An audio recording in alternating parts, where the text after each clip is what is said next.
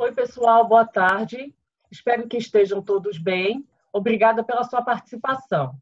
Eu sou a Lorena Hackak e, juntamente com a Solange Gonçalves, somos as coordenadoras do Grupo de Estudos em Economia da Família e do Gênero, o GEFAM, e vamos mediar esse webinar. Hoje começamos uma série de webinars do GEFAM. A partir do dia 29 de maio, teremos webinars todas as sextas-feiras. Anotem aí. Cada semana com um assunto diferente, mas sempre relacionado à economia da família e do gênero. Entre no nosso site ou nos acompanhem nas mídias sociais para ficar informados sobre os webinars. Esse webinar será dividido em duas partes. A primeira, uma apresentação da nossa convidada e depois perguntas e respostas. Os participantes podem encaminhar questões pelo chat do Zoom. Para não termos problemas de som ou sobrecarga no Zoom, vamos fechar o som de todos que estiverem nos assistindo, assim como suas câmeras. Antes de começar, tem um aviso. Na segunda, dia 18 de maio, algumas pesquisadoras do GEFAM vão participar do webinar da Escola de Economia de São Paulo, da Fundação Getúlio Vargas. Será às 19 horas. Para se inscrever, é só entrar no próprio site da escola. Então, vamos lá. Hoje temos o prazer de receber a professora adjunta e pesquisadora Jordana de Jesus, da Universidade Federal do Rio Grande do Norte. Ela é membro do programa de pós-graduação em demografia da mesma faculdade. Muito obrigada pela sua presença, Jordana. A Jordana é doutora em demografia pela Universidade Federal de Minas Gerais. A professora atua como coordenadora do Grupo de Trabalho População e Gênero da Associação Brasileira de Estudos Populacionais e compõe o Grupo de Estudos em Economia da Família e do Gênero, GEFAM. A Jordana desenvolveu sua pesquisa de doutorado com o apoio da CELAD, com métodos do Projeto Mundial NTA, National Transfers Accounts, sobre o tema de transferências intergeracionais de tempo de trabalho doméstico não remunerado. Boa tarde, Jordana. Muito obrigada por ter aceito o convite para participar desse webinar. A Jordana fará uma apresentação inicial de 30 minutos sobre o seu trabalho e depois abriremos para perguntas do público. Por favor, não esqueçam, mande pelo chat do Zoom. Obrigada novamente, Jordana. Pode começar. É todo seu. Obrigada, Lorena, pela introdução, Lorena e Solange, pelo convite. Estou vendo aqui no chat vários nomes conhecidos, estou muito feliz com a participação de várias colegas, né, pesquisadoras da área também, da temática. Sejam todos bem-vindos e bem-vindas. Bom, vou controlar meu tempo aqui, Lorena. Vou compartilhar minha tela aqui.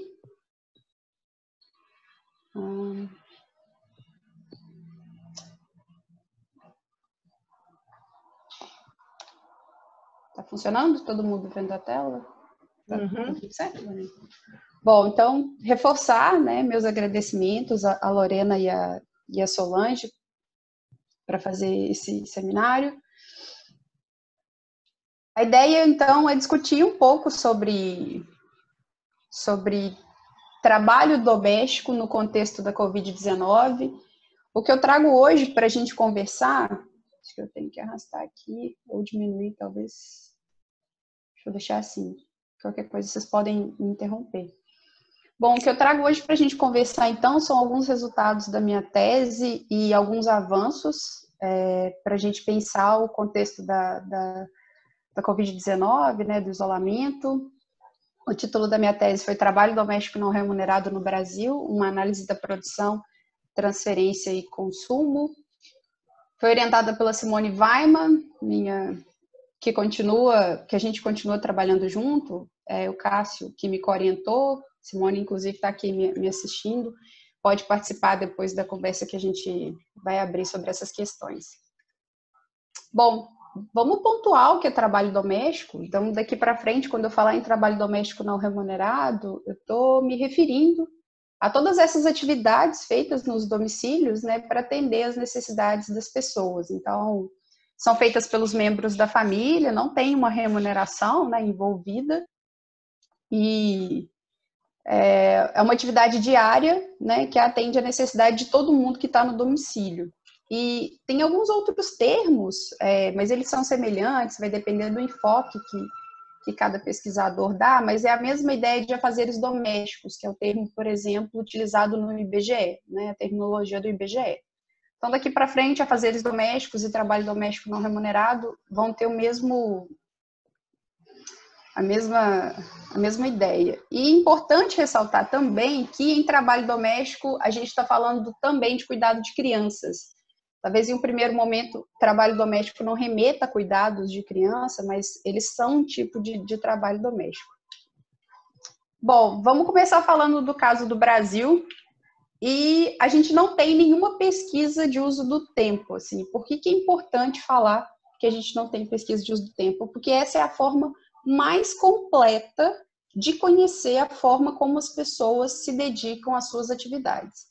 Então, o tempo que as pessoas dedicam não somente às atividades feitas em casa, cuidado de criança, cuidado de idosos, tempo gasto em preparação de alimentos, lavando roupa, enfim, todas essas atividades, mas também, por exemplo, quanto tempo meninos e meninas passam estudando em diferentes contextos socioeconômicos. Então, assim, tem uma série de perguntas que a gente consegue responder quando a gente tem uma pesquisa de uso do tempo completa. O Brasil, infelizmente, não tem, a gente tem até algumas iniciativas, mas uma pesquisa nacional de uso do tempo liberada hoje não é a realidade brasileira. E aí isso a gente até fica um pouco atrasado em relação aos nossos países vizinhos aqui da América Latina, porque desse grupo todo de países, nós somos o único que só tem essa informação aqui, que é a informação da PNAD, né?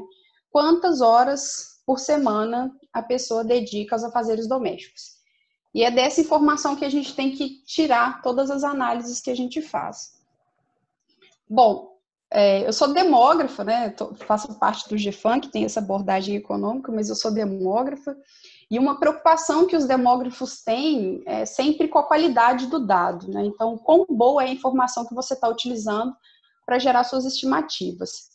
E aí tem toda uma discussão que a gente faz na tese, que não vai dar muito tempo de entrar aqui, porque eu quero focar mais nos resultados, que é como as horas de trabalho podem ser subestimadas quando você simplesmente pergunta para as pessoas quantas horas você fez essa semana de trabalho doméstico. E aí é por isso que a gente precisou fazer uma correção. Então, olha só, daqui para frente, essa estrutura de gráfico ela vai ficar comum, que eu vou precisar de vários gráficos desses para explicar o que acontece. Então, a gente tem assim, aqui no eixo X, as idades. Então, é uma abordagem de curso de vida. Então, a gente está sempre pensando o que vai acontecer do começo até o final da vida. Aqui é número de horas por dia, essa linha tracejada, né, que as mulheres fazem de trabalho doméstico, tal como está na PNAD. Então, essa é a informação que nós temos hoje no Brasil. Ela diz que, por exemplo, uma mulher de 30 anos faz mais ou menos 3 horas por dia de trabalho doméstico, e uma mulher de 60 anos chega a fazer quase 4 horas. E aí a gente aplica um método de correção para imputar essa informação aqui, que é a informação inédita, né? Até então a gente não tinha informação no Brasil de quanto tempo mulheres e homens se dedicavam ao cuidado de criança. Então, no final, quem quiser saber mais, eu posso falar sobre, mas a ideia é que essa é uma informação que a gente não conhecia. Então, é uma informação que a gente imputa na PNAD, que é para considerar o cuidado com crianças, que é uma informação que estava faltando. Então, na verdade, a carga, primeiro resultado importante de ressaltar, a carga de trabalho feminina no Brasil hoje é maior do que a gente imaginava, com os dados que a gente analisava até então, né? Então, há que se considerar pelo menos mais essa quantidade de trabalho. E aí a gente pode entrar, então, num outro resultado, que é como esse cuidado se divide entre homens e mulheres, que a gente também não conhecia, porque a gente não tinha essa informação até então. E o resultado é que 78% de todas as atividades de cuidado feitas no Brasil são feitas por mulheres. Então, a gente vê que, de fato, né, a curva feminina é sempre mais alta que a curva masculina. Então, os homens aqui chegam a, no máximo, 1 hora por dia, enquanto as mulheres fazem 3, 4 horas. E se a gente somar, então, as horas de cuidado com as As mulheres, né, aqui entre os 20 e os 40 anos, fazem em média 4 horas de trabalho doméstico por dia.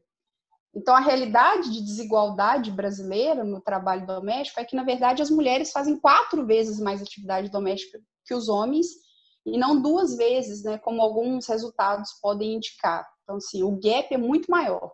A carga feminina é 4 vezes maior do que a carga masculina, né, após essa correção que a gente fez. Bom, o que nos leva também a pensar, agora que a gente tem essa informação corrigida, né, como é que ela se combina com o outro tipo de trabalho que as pessoas têm, que é o trabalho feito fora de casa, né? Então, essa linha tracejada são quantas horas os homens fazem de trabalho fora de casa, trabalho remunerado, né? E a linha contínua, quanto tempo de trabalho eles fazem em casa. E a gente vê que o padrão de homens e mulheres é totalmente distinto. Aqui para as mulheres, né, a gente tem 2 curvas parecidas aqui entre os 20 e os 60 anos, que é de 4 horas por dia em cada tipo de atividade. Então, a gente identifica que é muito claro que existe uma especialização nas atividades, né? Então, os homens se especializam em atividades feitas fora de casa, que é o que eles mais fazem. E se a gente olhar a quantidade de trabalho doméstico que as mulheres fazem, a gente vê que elas se especializam em uma atividade que não é remunerada, né? Que é a atividade feita dentro de casa. E aí, nos resultados agregados, o que a gente observa, né? 63% do que é produzido fora de casa, né? Que é o que está, então, na indústria, no comércio, né? O que é produzido fora de casa no mercado é feito por homens, né? Evidenciando que os homens se especializam nas atividades feitas fora de casa. E 82% das atividades feitas dentro de casa são feitas por mulheres, né? O que, de novo, evidencia uma especialização das mulheres nessas atividades não remuneradas e também não reconhecidas, enfim, toda uma discussão que a gente pode fazer sobre o trabalho doméstico. Bom, então o que dá para trazer de novo, além dessa correção, como demógrafa, né? É trazer essa perspectiva do ciclo de vida, essa perspectiva geracional. Então, é pensar que ao longo da nossa vida, né, ao longo das idades, a gente, na verdade, responde diferente a tanto fatores econômicos quanto fatores domésticos. Então, para a economia, está muito claro que a gente tem 2 períodos de dependência, que é o começo e o final da vida, onde a gente precisa de transferência para atender o nosso consumo. Então, alguém transfere para as crianças a escola, os gastos com saúde, enfim, e alguém transfere para os idosos os gastos com saúde, os gastos com previdência, né? E quem faz isso é quem está na idade ativa, né? E a gente pode, então, extrapolar essa visão geracional para o trabalho doméstico, porque ele acompanha essa lógica.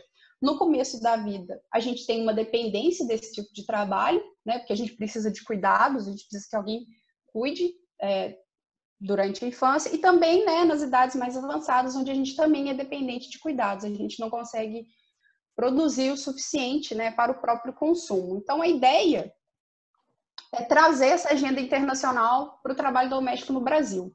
Então, tem 2 grandes projetos, o NTTA, que é, na verdade, uma expansão de um projeto que estuda a economia numa perspectiva geracional, mas que vai considerar nessa economia o trabalho doméstico, né, esse tipo de atividade que é invisível. E aí isso foi se expandindo. Hoje tem um projeto derivado, que é o Counting Women's Work.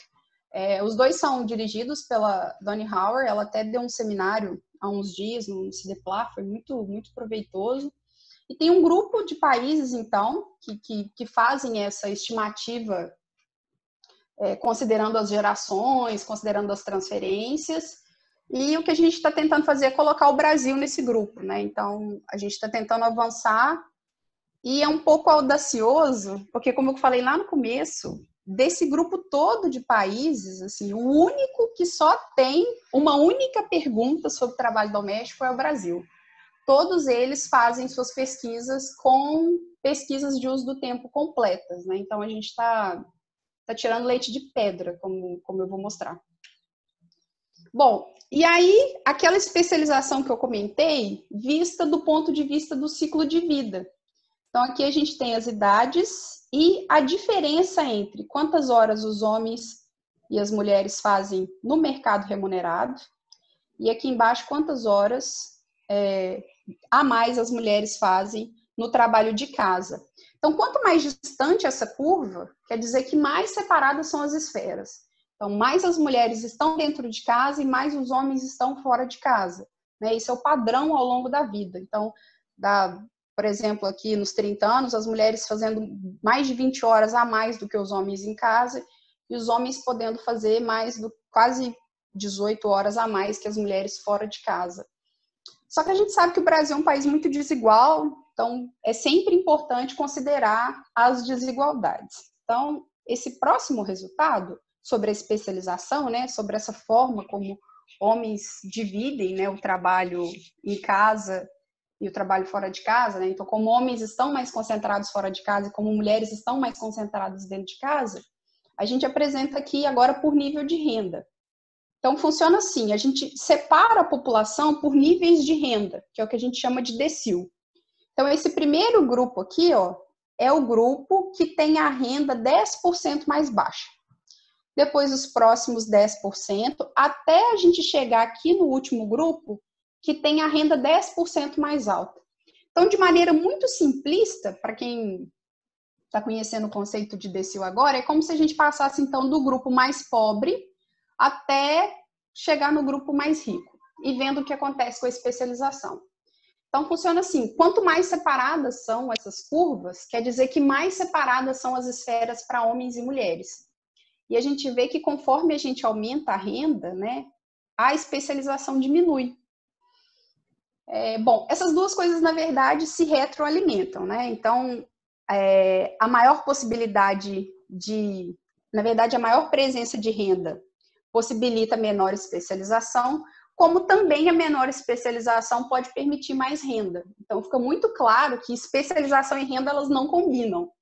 Então, para a gente pensar em como avançar, né, em termos de mercado de trabalho, está muito claro que especialização e renda não estão juntas, né? Assim, a associação é negativa, né? Uma coisa alimentando a outra, mas a associação é negativa. E também é importante trazer essa perspectiva de desigualdade para pensar o contexto brasileiro, porque a gente vê que a questão do trabalho doméstico não é só uma questão de gênero, né? Se quando a gente abre por nível de renda, né, a gente percebe essas diferenças, é porque é uma questão de gênero, mas é também uma questão de classe, né? E também uma questão de raça, né? Uma vez que esse grupo aqui das pessoas mais pobres, né, a maioria das mulheres são negras, enquanto nesse grupo a maioria das mulheres são brancas, assim. Então, é expandir a nossa visão sobre o trabalho doméstico para uma questão que não é somente homens e mulheres, mas é uma questão de homens e mulheres, é uma questão de grupo socioeconômico e é também uma questão racial. E é desse contexto que eu quero discutir o que deve estar acontecendo com a Covid-19 no Brasil. Bom, aqui só para ver como é que a gente está em relação a alguns outros países do mundo. Então, tem países onde essa separação é maior ainda do que no Brasil, claro. Então, por exemplo, a Índia é uma informação antiga, mas dá para ver que existe uma divisão muito grande entre as esferas, né? Então, quem fica dentro de casa e quem fica fora de casa é uma definição bem evidente com os dados da Índia, e o nosso padrão aqui está parecido aqui com o da Colômbia, né? Mas, por exemplo, nos Estados Unidos a gente vê que a especialização é muito menor, né? Então, se a gente, de novo, combinar informações de nível de desenvolvimento e especialização, a gente percebe, né, como as duas coisas parecem não caminhar juntas, né? Uma coisa piora a outra, né? Especialização e renda não caminhando juntas. Bom, então o que eu vou trazer para a gente discutir a Covid-19? As estimativas de transferência de tempo. É isso que eu calculei na tese, enfim, é isso que eu quero apresentar. O conceito de transferir tempo. Então, está muito claro, por exemplo, quando você contrata a escola do seu filho e paga a mensalidade, que você está fazendo uma transferência para ele, né? Então, você está transferindo a educação para o seu filho, porque você tirou parte do seu orçamento para pagar a escola dele. Mas não está claro para todo mundo que quando você fica 4 horas do seu dia cozinhando para todo mundo, lavando a roupa para todo mundo, você está transferindo 4 horas do seu tempo para outras pessoas, né? Na verdade, você está transferindo parte do seu tempo para outras pessoas. Então, é isso que a gente calcula. Então, pensando numa transferência monetária, como é que ela seria se fosse uma transferência de tempo? E aí a transferência de tempo é a diferença entre o que a gente consome, né, o que a gente precisa de trabalho doméstico todos os dias para viver, e o que a gente produz, né, que é o que a diferença entre essas duas coisas é o que vai gerar a transferência. A gente consome de forma muito parecida, homens e mulheres, porque a gente precisa de trabalho doméstico da mesma forma, né? Então a gente precisa de comida pronta da mesma forma, a gente precisa de roupa lavada da mesma forma. Então a gente consome de maneira muito parecida. A questão é que algumas pessoas produzem muito mais do que outras, e é isso que vai gerar a transferência, né? Então, o cálculo da transferência que eu vou apresentar aqui é quanto uma pessoa consome menos quanto ela produz, né? Então, se a conta fica negativa, essa pessoa está produzindo mais do que ela precisava para consumir, e aí ela está transferindo para as outras pessoas. Se a conta fica positiva, ela está consumindo mais do que o que ela produz, então ela depende que alguém transfira para ela. E aí a gente entra, então, no que acontece ao longo do ciclo de vida. Isso aqui, então, é o que a gente precisa de trabalho doméstico para viver, vou colocar assim. No começo da vida aqui, né, a gente precisa de bem mais tempo, então, aqui no primeiro ano de vida, por exemplo, a gente precisa de pelo menos umas 4 horas e meia de trabalho doméstico, e essa dependência de trabalho doméstico vai diminuindo, né? E aí a gente passa aqui grande parte da vida adulta precisando de 1 hora e meia por dia de trabalho doméstico, né? E aí vocês já podem fazer a conta. Se a gente precisa de 1 hora e meia e você faz 5, é porque você está transferindo 3 horas e meia para outras pessoas. E se a gente precisa de 1 hora e meia e você não faz nada, você está consumindo 1 hora e meia de alguém, né? Essa que é a discussão. É quem é que transfere para que esse consumo de todo mundo seja atendido. E aí, esse é o resultado da transferência, né? Então, é quanto de tempo no dia mulheres e homens transferem de trabalho doméstico. A curva azul aqui, ó, é a curva dos homens. Percebam que ela nunca fica negativa, né? Ou seja, eles não produzem o suficiente para o próprio consumo. Eles são dependentes do trabalho feminino. E a curva feminina, ela fica aqui negativa, né?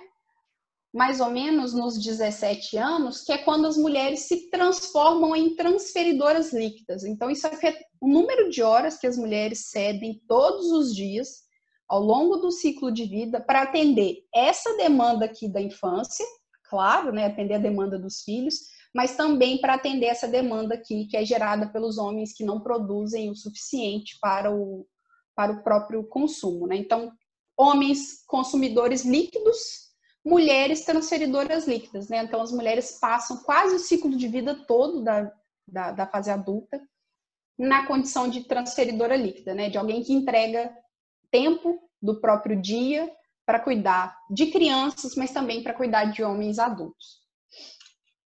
E aí, o que a gente faz? Considerando as desigualdades no Brasil, abre essa informação para os níveis de renda. Então, é a mesma informação aqui, só que agora a gente tem mulheres e homens separados. E aí funciona assim, de novo, quanto mais claro a curva vai ficando, quer dizer que maior é o nível de renda daquele domicílio. Então, aqui é a curva dos domicílios mais ricos, essa mais clara, e aqui embaixo a curva dos domicílios mais pobres.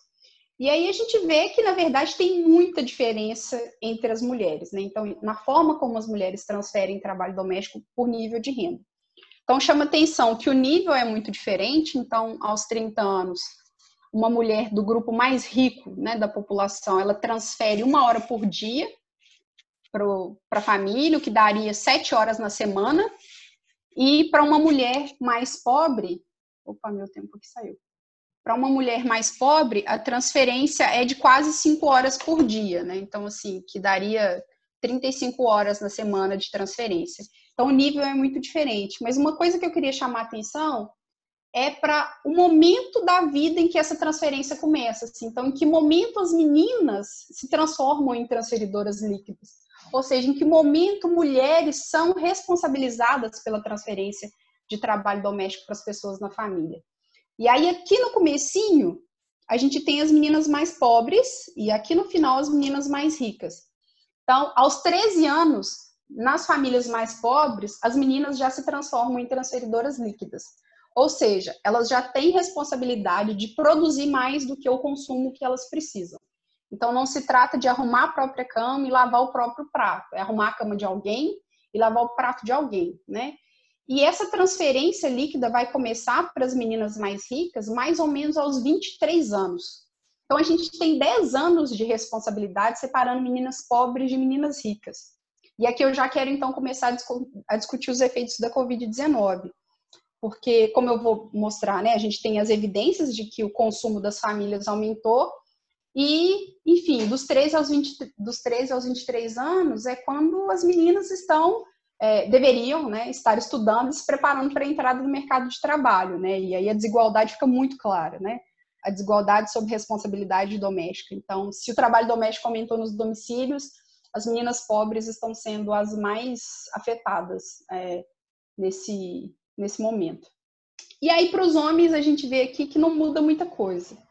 Em todos os níveis de renda, em todas as idades, a curva masculina não fica negativa, né? O que mostra que para os homens o nível de renda não faz muita diferença para a transferência, né? Então, o déficit que eles geram para as mulheres é esse resultado, mas a vida dos homens é de fato ser consumidor líquido na média, né?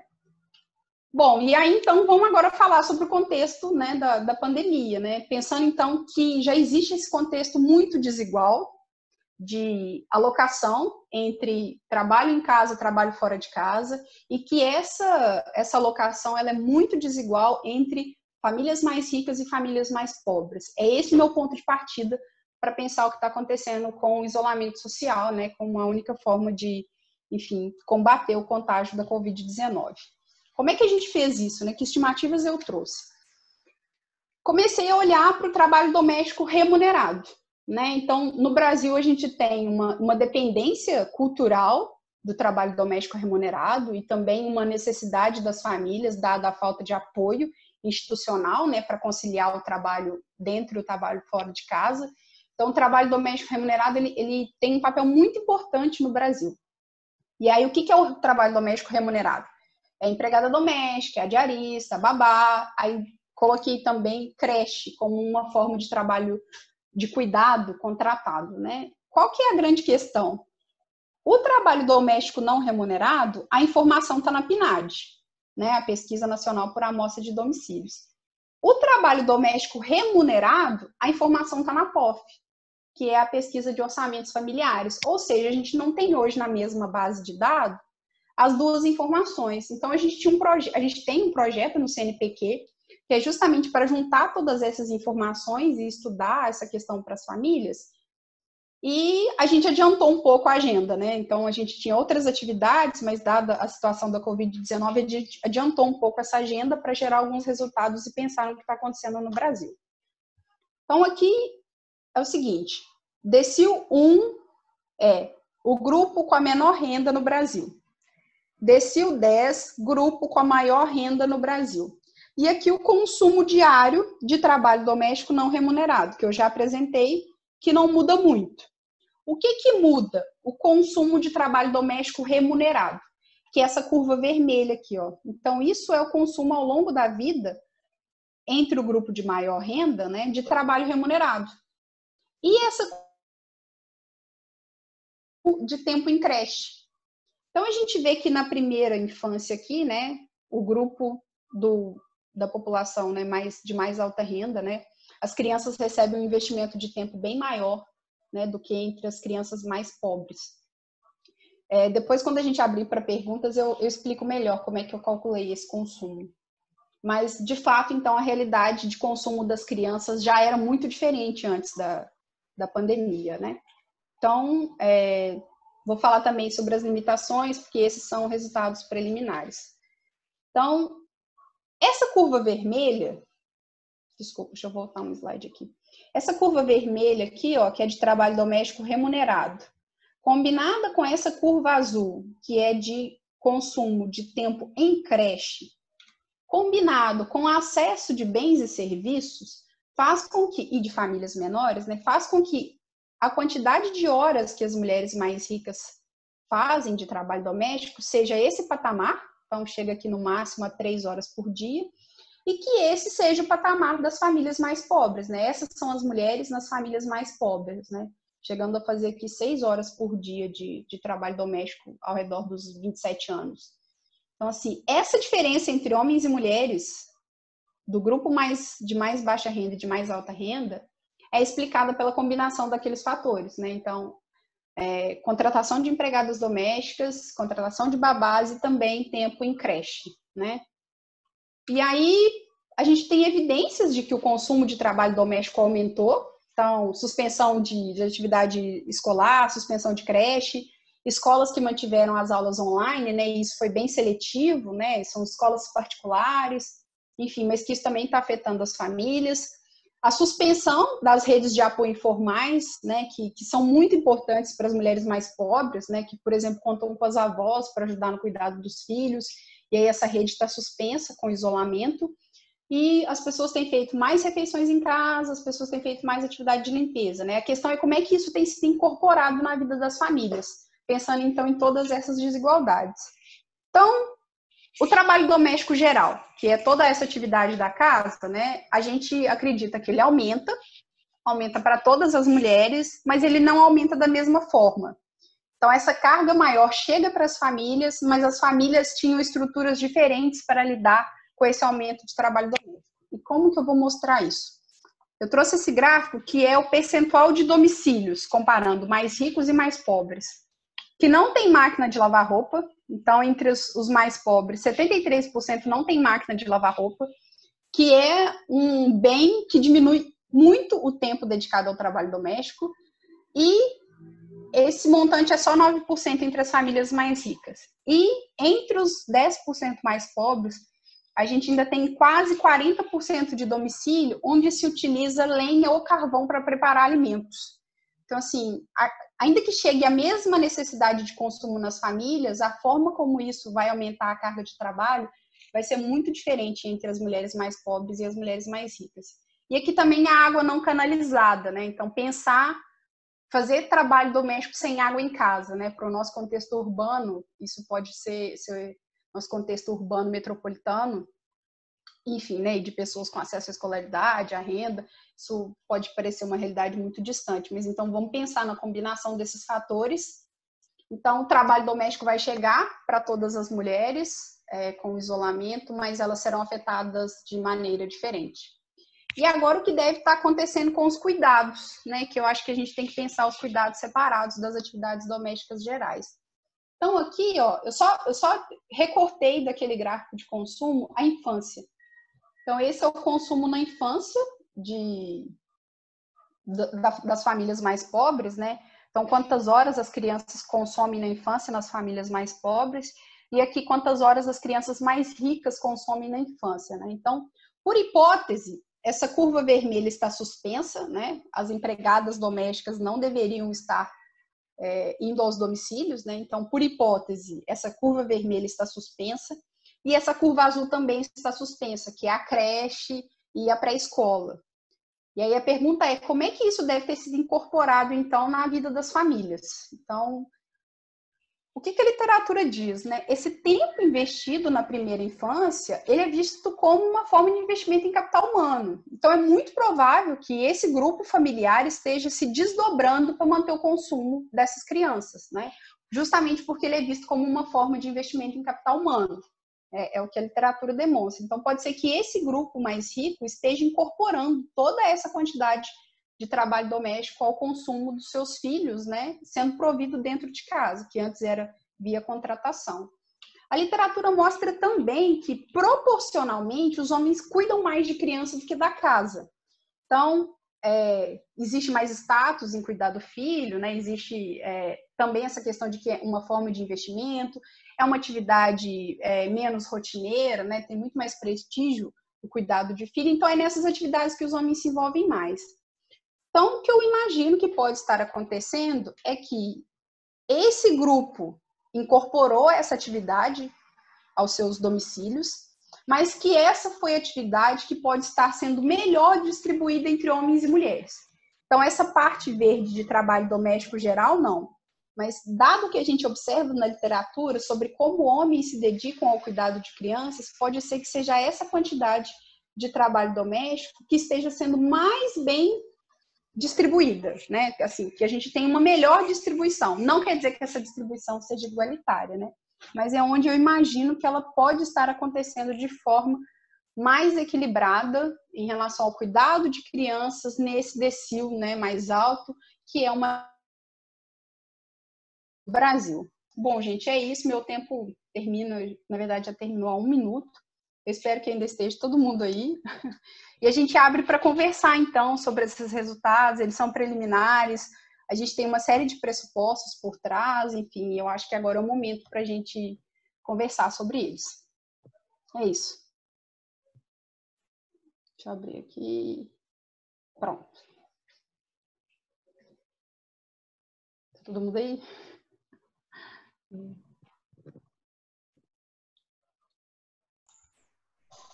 Lorena, você vai fazer as perguntas? Eu vou.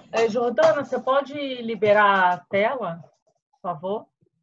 Ah, sim. É parar o compartilhamento, né? É, parar, por favor. Pronto, perfeito, fiz. Ok. Nossa, Jordana, muito obrigada. Muito maravilhosa a apresentação. Muito boa mesmo. Muito obrigada por nos prestigiar aqui, olha. Então, eu queria te fazer uma pergunta. Eu acho que em parte até você já falou, mas talvez você possa aprofundar um pouquinho mais, que é o seguinte: as normas sociais são dinâmicas e mudam ao longo do tempo. Isso não só no Brasil, mas em outros países. Hoje temos diversos tipos de famílias e a participação das mulheres no mercado de trabalho aumentou. De acordo com a PNAD, que é a Pesquisa Nacional por Amostra de Domicílios Contínua de 2018, se a gente pegar um coorte de mulheres entre 18 e 45 anos, 70% mais ou menos estão no mercado de trabalho. Além disso, as mulheres têm, em média, maior nível de escolaridade do que os homens. Com tantas mudanças, esperaríamos uma maior divisão do trabalho doméstico entre gêneros dentro da família.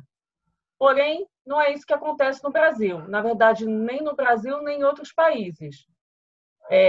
Claro que as diferenças dentro dos países é diferente. Por exemplo, na Suécia, provavelmente os homens, a divisão entre homens e mulheres pode ser mais parecida do que no Brasil.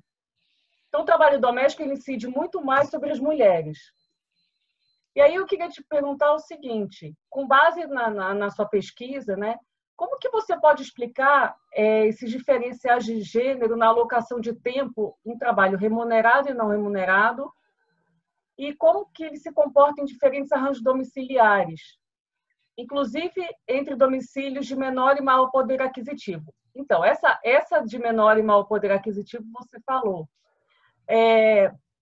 O que na verdade, eu tenho curiosidade é de pensar o seguinte: será que as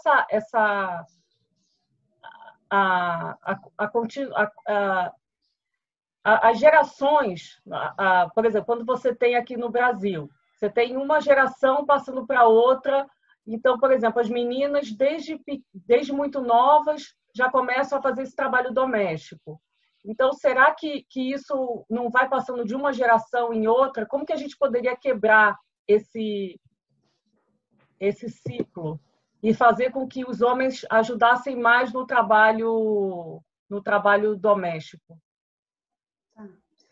Excelente pergunta, Lorena. Assim, faz parte da nossa agenda de pesquisa investigar como é que isso está acontecendo em diferentes famílias, né? Não deu tempo de trazer aqui.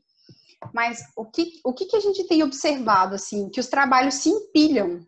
Então, por exemplo, a gente tem uma mulher que mora só com o filho, por exemplo, um arranjo monoparental. Então, são mulheres que cuidam dos filhos sozinhas. A quantidade de trabalho doméstico, por exemplo, que os homens acrescentam, assim, é quase o mesmo peso que os filhos. Então, assim, eu acho que começa... É um termo, tem algumas autoras que estão utilizando esse termo, a gente tem que tomar muito cuidado, porque existe toda uma literatura relacionada a ele, e essa não é a intenção. Mas falando sobre uma espécie de penalidade que o casamento gera, assim, porque ele gera tanta demanda quanto um filho, assim. Então, é muito pesado pensar que a presença de um homem adulto gere tanta demanda quanto um filho, assim. Então, são camadas que se somam. Então, para o trabalho doméstico para a mulher, é melhor, do ponto de vista do trabalho doméstico para a mulher hoje, é melhor ser mãe solteira do que casada, assim. E aí, mas aí a gente pode pensar, né? Não, mas pelo menos os homens cuidam dos filhos, porque tem essa questão, que tem mais status envolvido no cuidado dos filhos, e aí a gente analisa se o consumo das crianças aumenta consideravelmente quando os homens, né, quando os pais estão em casa, assim, e na verdade existe um aumento, mas ele é marginal. O aumento do consumo das crianças, quando o pai está em casa, não compensa o aumento do trabalho doméstico gerado para as mulheres. Então, assim, de fato, a gente tem que discutir essa questão da responsabilidade dos homens adultos, né, sobre as atividades domésticas. De fato, tem países onde as curvas masculinas e femininas são bem mais próximas, mas a gente não tem nenhum lugar onde ela é igual. Então, mesmo na Suécia, a gente ainda tem um pouco de desigualdade na forma como homens e mulheres dividem trabalho doméstico, né? Mas é onde a gente tem das curvas mais próximas, mas ainda não é a curva mais igualitária. Tem uma parte da literatura sobre trabalho doméstico que investiga justamente como ele é repassado enquanto herança cultural. E vai discutir que, na verdade, passar o trabalho doméstico enquanto herança cultural depende da classe. Então, treinar as meninas e responsabilizar as meninas por trabalho doméstico em detrimento do investimento em capital humano, né, que é focar nos estudos, vai depender muito da classe. E é isso que é muito cruel. Porque a forma como a gente treina meninas desde a infância já é desigual. Então, assim, a preocupação, não que as meninas mais ricas não sejam treinadas para o trabalho doméstico, mas é como se isso viesse em um segundo plano. É um segundo plano, você também saber cuidar de casa, mas você precisa estudar. E para as camadas mais populares, a gente tem pesquisa desde a década de 80 discutindo que para as meninas mais pobres não, a prioridade é o treinamento doméstico, e em segundo plano, o investimento em escolaridade. Então, a gente não tem uma... Eu estou usando o termo penalidade com muito cuidado, viu, gente? É só pela falta de pensar um termo melhor agora. A gente não tem uma penalidade do trabalho só para as mulheres adultas, né? Assim, o trabalho doméstico não penaliza só as mulheres adultas, penaliza as crianças, penaliza as meninas, né? Então, a necessidade de investir em políticas públicas, né, que alterem essa divisão tão desigual. E os dados mostram que, de fato, quanto mais especializado em trabalho fora de casa e trabalho dentro de casa, menos renda, assim. Então, precisa de renda para mudar a especialização. Então, também tem isso, né, o apoio do Estado para mudar a forma como homens e mulheres se especializam nessas atividades. Então, assim, eu não imagino uma mudança que não passe pelo apoio do Estado. Assim, eu não imagino uma mudança positiva para as mulheres que não passe por políticas econômicas e sociais que melhorem a condição de vida das mulheres. Assim, essa coisa de forçar os homens a participar das atividades domésticas esse conflito não pode ser individual, né? Porque o que acontece é que isso vira um conflito individual. As mulheres que individualmente têm que resolver esse conflito em casa. Assim, isso é muito pesado, né? E, enfim, todas essas questões para a gente discutir e até também ouvir o que as pessoas têm a dizer sobre isso. Eu respondi a sua pergunta? Não, respondeu. Eu até estava pensando que seria importante que tivesse uma política educacional para, desde pequenas, as crianças entenderem e aprenderem que o trabalho doméstico é um trabalho tanto de homens quanto de mulheres, para tentar mudar a mentalidade e ajudar aquela mulher no domicílio dela a poder dividir melhor o seu trabalho e não ficar tão sobrecarregada. Concordo. Olha, eu queria fazer uma pergunta que chegou aqui no chat, que é a seguinte. Então, Jordana, como que você avalia os dados da PNAD contínua sobre as informações de cuidado e se você fez a consideração da posição na família na sua análise? Certo. Bom, tem inclusive uma aluna do CDPLAC que está se dedicando a entender o efeito que foi passar da PNAD anual para a PNAD contínua. Porque aconteceu o seguinte, o trabalho doméstico na PNAD contínua das mulheres diminuiu muito. Então, assim, quando divulga o dado da PNAD contínua, e aí o resultado mulheres fazem o dobro de atividades domésticas que os homens. Isso já é a realidade da Suécia. É isso, assim. Então, eu como demógrafa desconfiada que sou, eu tenho um pouco de receio de que, de novo, a gente tenha falhado em captar as horas, sabe? Assim, eu tenho até um gráfico aqui, que é o seguinte, quando a gente compara os países da América Latina e o Brasil. Então, assim, as jornadas de trabalho doméstico em todos os nossos países vizinhos são muito maiores do que a PNAD contínua captou, assim. E eu não acredito que a gente viva numa realidade tão paralela, assim, para que o trabalho doméstico feminino no Brasil seja 2,7 horas por dia e nossos países vizinhos aqui seja 4, 5, 6, ou mesmo no México, que chega a 7 horas, que a taxa de participação feminina no mercado de trabalho no México é muito baixa. Assim. Então, eu tenho um pouco de cuidado para utilizar os dados da PNAD contínua, porque... E o outro papel que o dado teve é duplicar quase o trabalho masculino.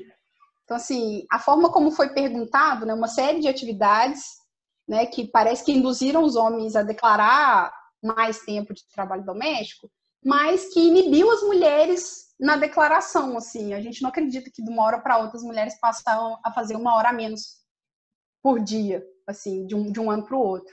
Então, eu tenho um pouco de receio, e é por isso que eu insisto em utilizar os dados da PNAD anual. Minhas pesquisas, desde então, continuam sendo com a PNAD anual. Eu tenho uma parte da tese em que eu discuto essa escolha, por não optar pela PNAD contínua nesse momento, por acreditar que a PNAD anual reflete melhor a realidade dos dados. Eu não controlei pela posição do domicílio nesse momento, porque as curvas agregadas, que são as que o projeto, né, do NTTA faz para ter comparação internacional, elas são sempre em termos médios para os brasileiros médios, mas a gente tem uma agenda de pesquisa onde a gente separa por posição no domicílio, inclusive por tipo de, né, tipo de relação com o responsável. Então, se essa mulher é filha, se essa mulher é cônjuge, faz parte da nossa agenda, mas nesses resultados que eu apresentei hoje, não. Assim, a gente está falando de brasileiros médios e brasileiras médias e nos níveis de renda. Mas eu acho importante a gente pensar o que aconteceu com o trabalho doméstico com a PNAD contínua.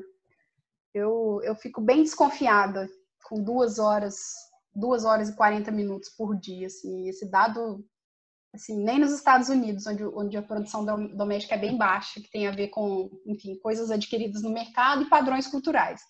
Nem nos Estados Unidos essa atividade é tão baixa, assim, então eu fico pensando, assim, realmente, como a gente pode melhorar a captação, porque parece que a PNAD contínua, com uma ótima intenção, que foi abrir vários tipos de tarefas, o que ela fez foi duplicar a atividade dos homens, diminuir muito a atividade das mulheres. Então, eu tenho receio de utilizar nesse momento. Eu queria até frisar de novo, se alguém tiver alguma questão, quiser mandar pelo chat, pode mandar. Então, eu vou aproveitar e então fazer mais uma pergunta. Olha, na verdade, continuamos no assunto PNAD. Então, quais as limitações que os estudos brasileiros encontram pela ausência de pesquisas de uso do tempo? O que ainda não conseguimos medir por conta disso? Como corrigimos o subregistro de horas de cuidados na PNAD?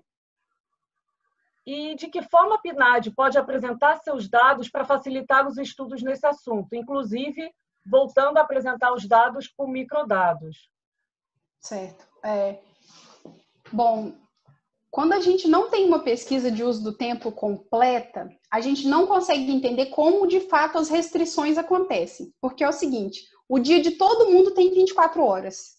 E é aí que as restrições acontecem e é aí que as políticas públicas precisam entrar.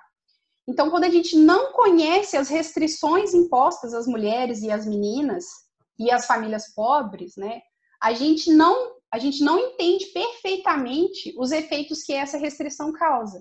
Então, por exemplo, qual que é o efeito no tempo dedicado aos estudos das meninas que o trabalho doméstico gera? A gente não consegue responder.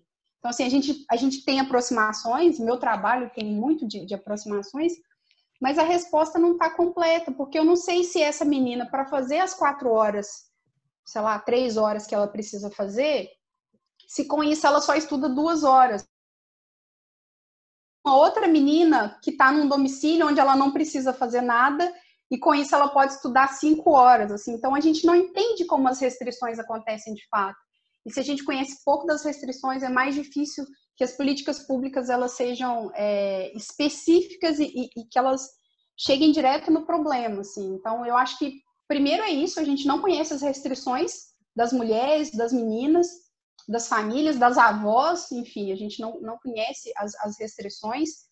E a gente fica sempre precisando de um dado indireto. E, claro, o dado indireto, ele tem um monte de pressupostos por trás. Então, por exemplo, como é que eu corrijo o dado brasileiro? Eu pego várias pesquisas de uso do tempo na América Latina e vejo por idade como é que as pessoas produzem trabalho doméstico. E aí eu identifico que, olha, nessa idade era para ter tanto de trabalho doméstico e tanto de cuidado. E no Brasil só tem trabalho doméstico, não tem cuidado. Aí coloco um método demográfico por trás, faço uma imputação. Então, assim, ainda que isso melhore um pouco o dado, corrige um pouquinho o nível, a gente continua com um dado corrigido, né? Então, assim, aqui eu não tive tempo de falar sobre essa correção, mas ela tem suas limitações, né? A gente, quando corrige um dado, você não tem a contraprova, né? Eu não consigo testar se o meu método é bom.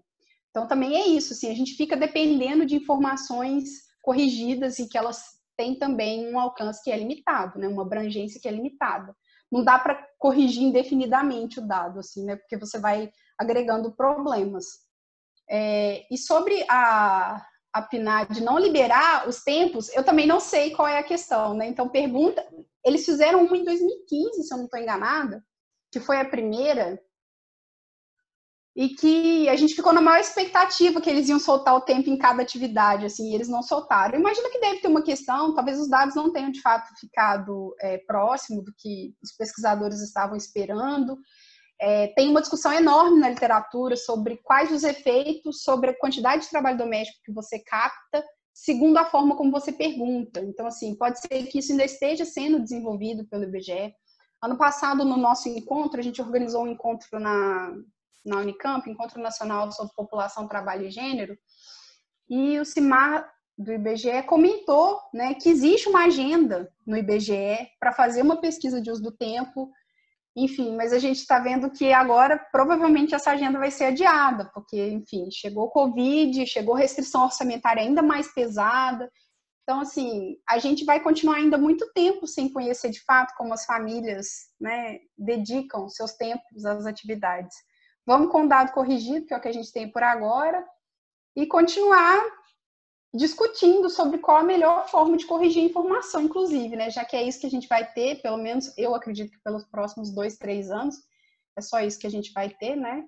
E tentar entender como é que a gente poderia acessar esses dados, né, que não foram divulgados, que a Lorena comentou, né? Que a gente só sabe os totais, né?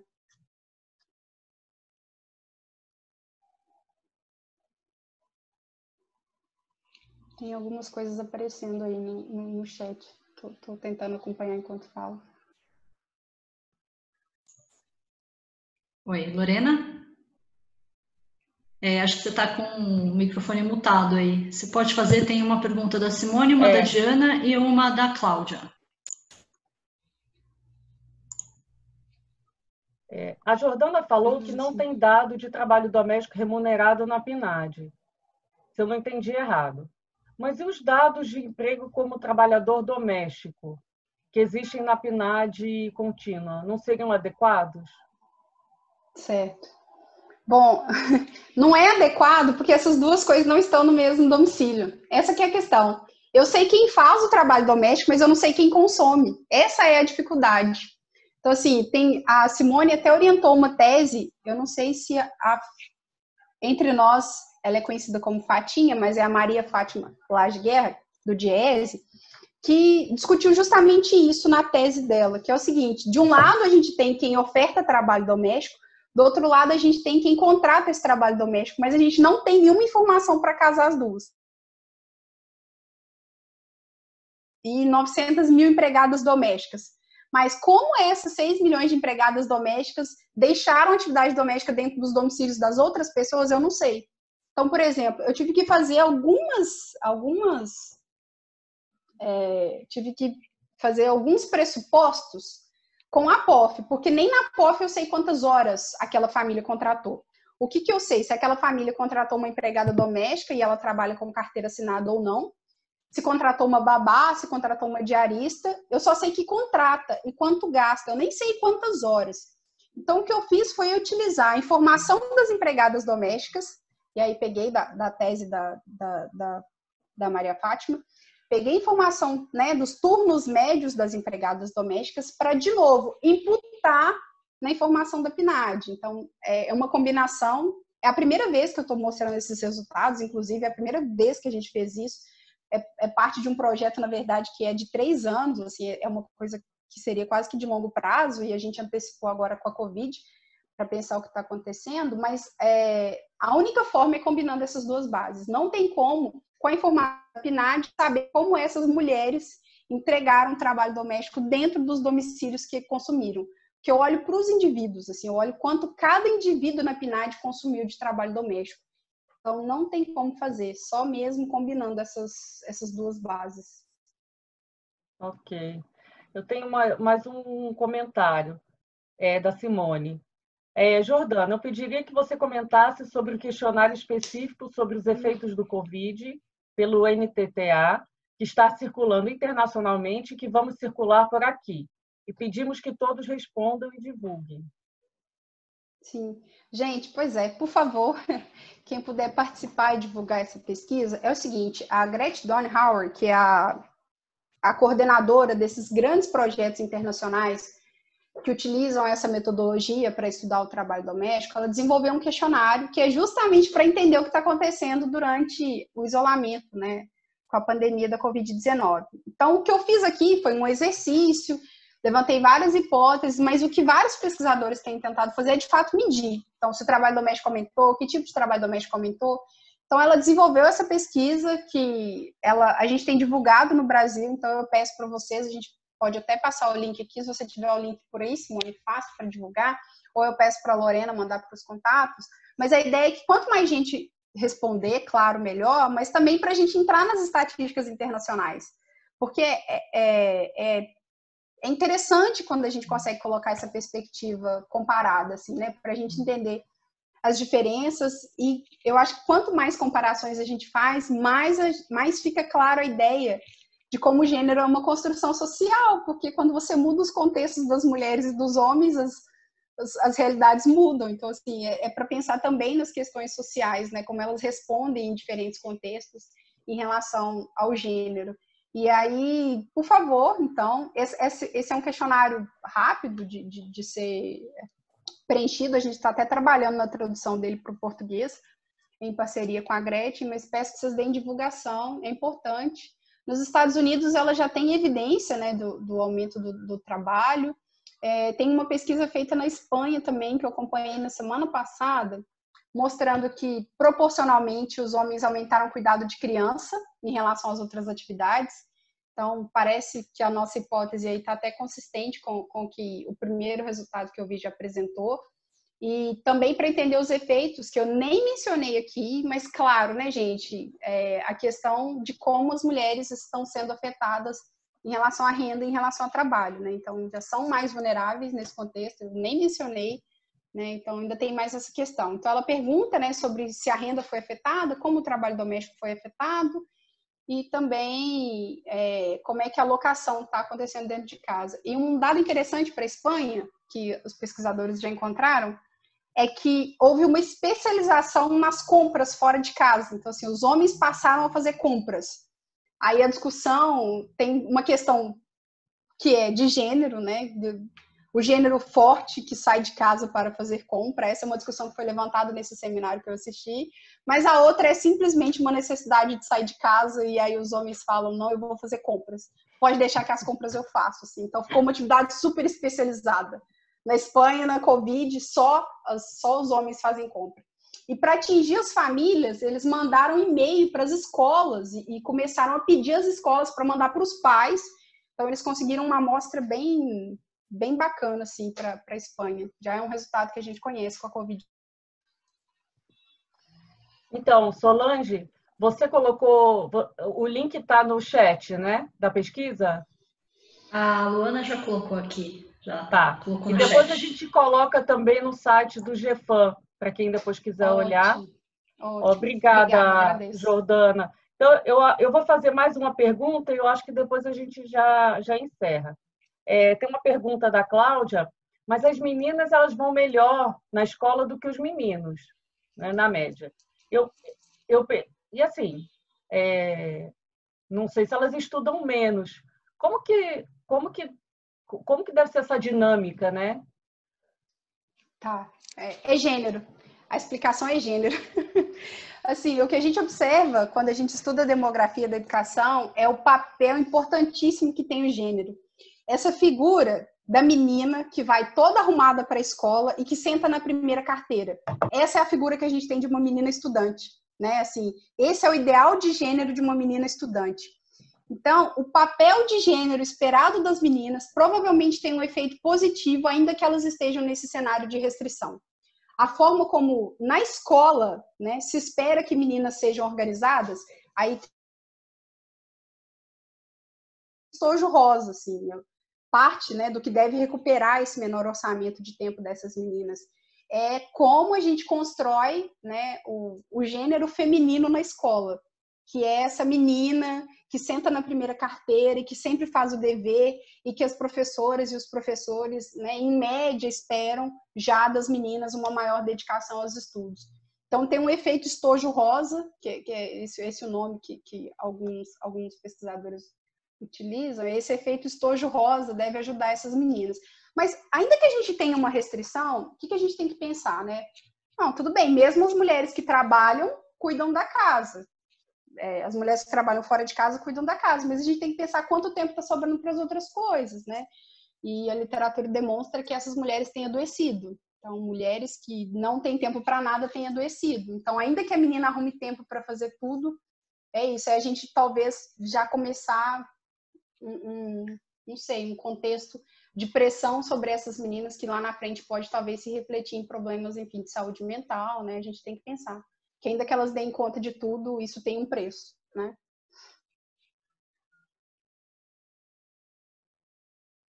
O Cássio colocou o link do projeto aí no chat, acabei de ver. Tá. Mas, de qualquer forma, depois a gente coloca também no site do GEFAM, se alguém quiser Obrigada. depois entrar e pegar por lá. Então, olha, eu queria agradecer muito a participação da Jordana, foi excelente a sua apresentação, as perguntas, respostas, foi ótimo. Eu queria também agradecer a participação de todos. Eu queria pedir também, quem tiver sugestão, comentário sobre o webinar, pode enviar por e-mail ou no próprio site do GEFAM você pode mandar um comentário. E eu queria agradecer e até o próximo webinar. Temos o nosso dia 18 agora na GV, pelo site da GV, às 19 horas. E no dia 29 de maio a gente vai ter o próximo do GEFAM. Então, obrigada, gente. Até a próxima. Muito obrigada. Eu queria pedir também que, se vocês quiserem entrar em contato para dar sugestões sobre esse trabalho, assim, os resultados, principalmente sobre o consumo na infância, eles estão super preliminares. Então, se você tem interesse sobre o assunto, se você quer participar, me manda e-mail, vamos conversar, enfim, vamos continuar pensando juntos essa agenda. Seria bem interessante ouvir. A gente vai sentir falta dos eventos científicos esse ano, né? Eu ia levar esses resultados para a ABEP, que seria agora em setembro. Então, assim, a gente tem que se reinventar nessa situação, né? Então, vamos continuar o diálogo. Quem quiser me procurar e tal, estou super aberta para a gente continuar conversando. Muito obrigada. Nada.